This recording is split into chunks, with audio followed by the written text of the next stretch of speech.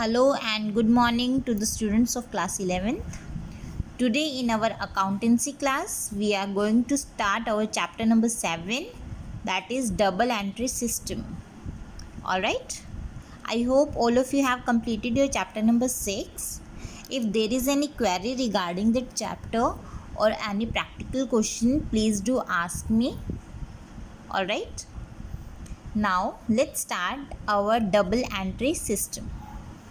First of all, meaning. What is the meaning of double entry system?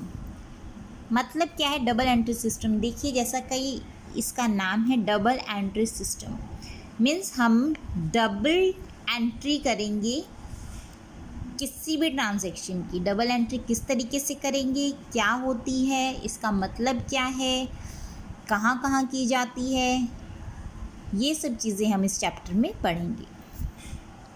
देखिए, जब हमने अपना अकाउंटिंग इक्वेशन का चैप्टर किया था, उस चैप्टर में हमने ये पढ़ा था कि किसी भी ट्रांजैक्शन के दो इफेक्ट्स होते हैं। ठीक है, तो वही चीज़ इसमें है डबल एंट्री सिस्टम में। जब भी हम बिज़नेस में कोई भी ट्रांजैक्शन करते हैं तो उस ट्रांजैक्शन के हमेशा टू इफेक्ट्स होते हैं। टू इफेक्ट्स मीन्स दो अकाउंट्स उससे अफेक्ट होंगे। एक अकाउंट हमारा डेबिट होगा, दूसरा अकाउंट होगा क्रेडिट। डेबिट और क्रेडिट क्या होता है, कैसे होता है, ये चीज़ हम अपने पिछले चैप्टर में कर चुके हैं। इसके रिगार्डिंग जो रूल्स थे वो भी हम कर चुके हैं। सो अब हम करेंगे double entry system. Means business की कोई भी ट्रांजैक्शन, कोई भी हम बिजनेस में अपना लेन देन करते हैं तो उसके कम से कम दो अकाउंट्स पे इफ़ेक्ट पड़ता है।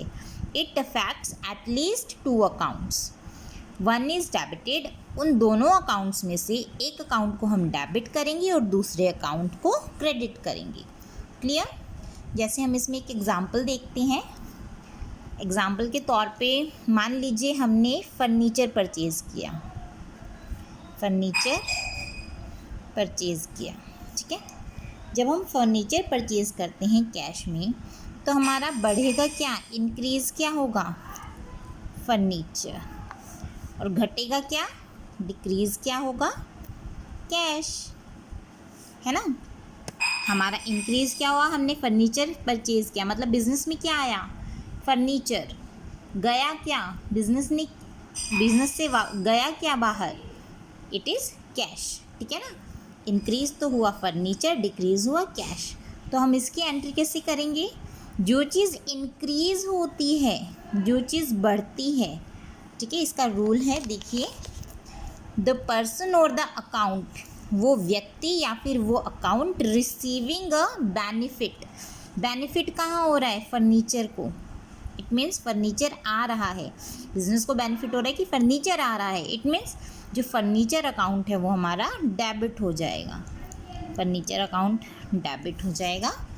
और account giving something to the business, मतलब बिजनेस से क्या जा रहा है, बिजनेस से बाहर क्या जा रहा है, बिजनेस से जा रहा है ना, it is credited. Cash account क्या हो जाएगा हमारा, क्रेडिटेड। ठीक है, फर्नीचर अकाउंट डेबिट हो जाएगा, कैश अकाउंट हमारा क्रेडिट हो जाएगा। क्लियर? सिंपल है। ये तो हमने जस्ट एक एग्जांपल लिया था। जैसे अगर मान लीजिए हम मार्केट से, हम जनरल एग्जांपल लेते हैं, मार्केट से हम सब्ज़ी खरीदने जाते हैं और सब्जियां लेते हैं तो हमारे पास आती क्या है, सब्जी। ठीक है, वेजिटेबल्स अकाउंट डेबिट हो जाएगा और हम देंगे क्या, कैश। मतलब कोई भी हम ट्रांजैक्शन करते हैं बिजनेस में, उसमें हमेशा दो अकाउंट्स क्या होते हैं, इफेक्ट होते हैं। एक अकाउंट हमारा डेबिट, जो चीज़ आ रही है वो डेबिट, और जो चीज़ कम हो रही है फिर बिजनेस से बाहर जा रही है, ठीक है, वो चीज़ क्या हो जाएगी, क्रेडिट। क्लियर है? इसके कुछ एक रूल्स हैं सर्टेन, वो रूल्स और रेगुलेशंस हम जब क्लासिफिकेशन करेंगे डबल एंट्री सिस्टम में तब हम इसको पढ़ेंगे। ठीक है, अभी के लिए सिर्फ इतना ही कि डबल एंट्री सिस्टम होता क्या है कि हर एक बिजनेस ट्रांजैक्शन हमेशा दो अकाउंट्स को अफेक्ट डालती है, एक डेबिट होगी और दूसरी क्रेडिट होगी। क्लियर?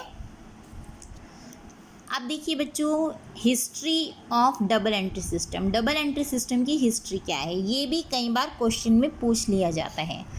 जैसा कि आप लोग कॉमर्स के स्टूडेंट्स हैं तो कॉमर्स के स्टूडेंट्स को ये चीज़ पता होनी ज़रूरी है कि जो ये डबल एंट्री सिस्टम है जिसके ऊपर हमारा सारा का सारा अकाउंटिंग सिस्टम बेस्ड है, उसकी हिस्ट्री क्या है, वो आई कहाँ से, कैसे आई, किसने लिखा, ये सब चीज़ें इसके बारे में नॉलेज होना आप लोगों के लिए बहुत ज़्यादा ज़रूरी है।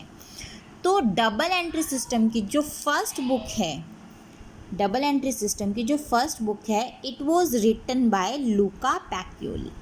ठीक है, किसने लिखी है ये? लूका पैकियोली ने इन 1494। देखिए ये सन बहुत ज़्यादा इम्पोर्टेंट है। 1494 में लूका पैकियोली ने पहली बुक लिखी, first book on the double entry system. ठीक है, लूका पैकियोली कौन थे? ये कहाँ के रहने वाले थे? ये रेजिडेंट ऑफ वेनिस। वेनिस एक शहर है इटली में, इटली देश में वेनिस एक शहर है, तो लूका पैकियोली वहाँ के रहने वाले थे।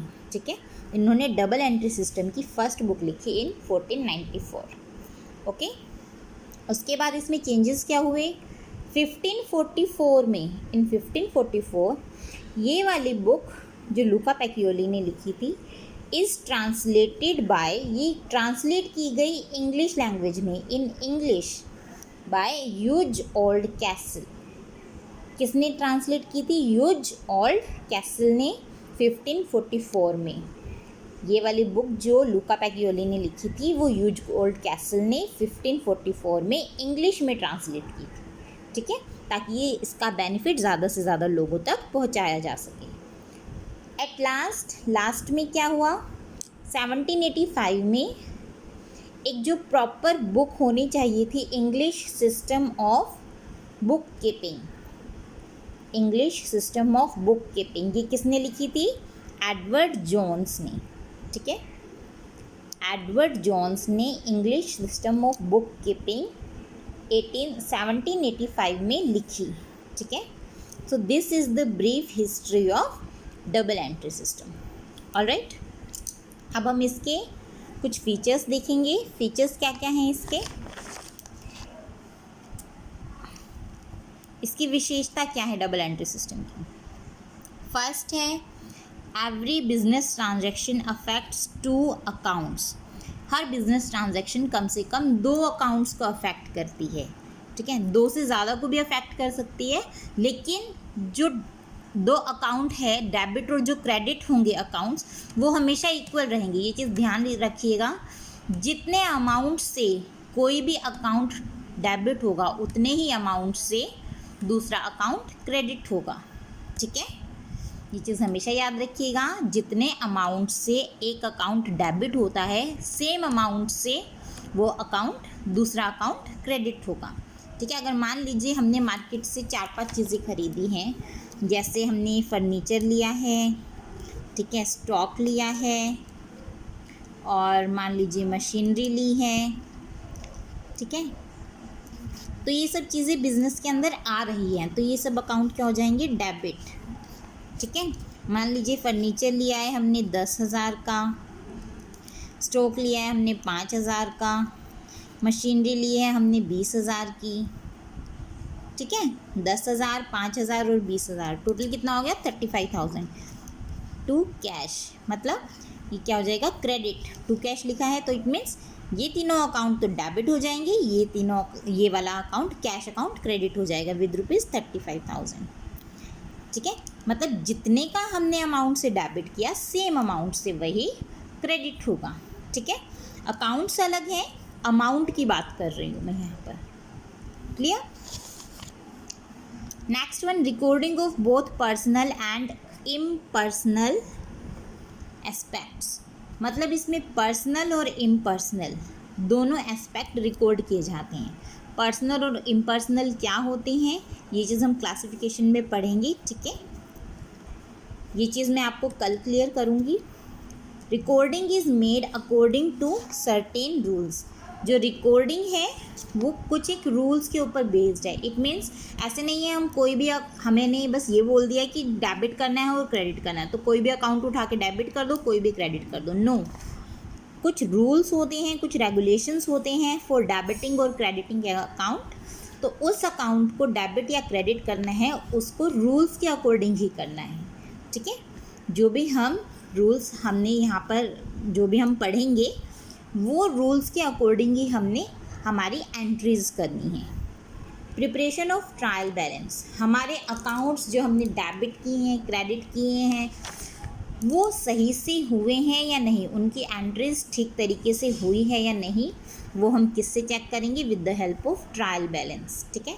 सभी अकाउंट्स की हम एंट्री करके उनको लेजर में ट्रांसफ़र करेंगे। लेजर में ट्रांसफ़र करने के बाद उनको किससे टैली किया जाता है? ट्रायल बैलेंस बनाया जाता है, फिर उससे टैली किया जाता है। अगर ट्रायल बैलेंस की डेबिट साइड और credit side both are equal, it means our accounts are okay, ठीक है। अगर ट्रायल बैलेंस में डेबिट और क्रेडिट साइड में इम्बैलेंस आ जाता है, मीन्स दोनों इक्वल नहीं होती है, इट मीन्स जो हमने अकाउंटिंग जो हमने एंट्रीज की है उसमें कहीं ना कहीं कुछ ना कुछ गड़बड़ है, ठीक है। तो इसमें ट्रायल बैलेंस बनाया जाता है for checking if the accounts और the entry which are we doing is correct और नॉट। क्लियर? सो आज के लिए बेटा इतना ही। आपका होमवर्क है आपको आज डबल एंट्री सिस्टम का मीनिंग, इसकी हिस्ट्री और इसका फीचर्स तीनों के नोट्स कॉपी में बनाने हैं और इसको अच्छे से लर्न करना है। Alright, that's all for today. Thank you students.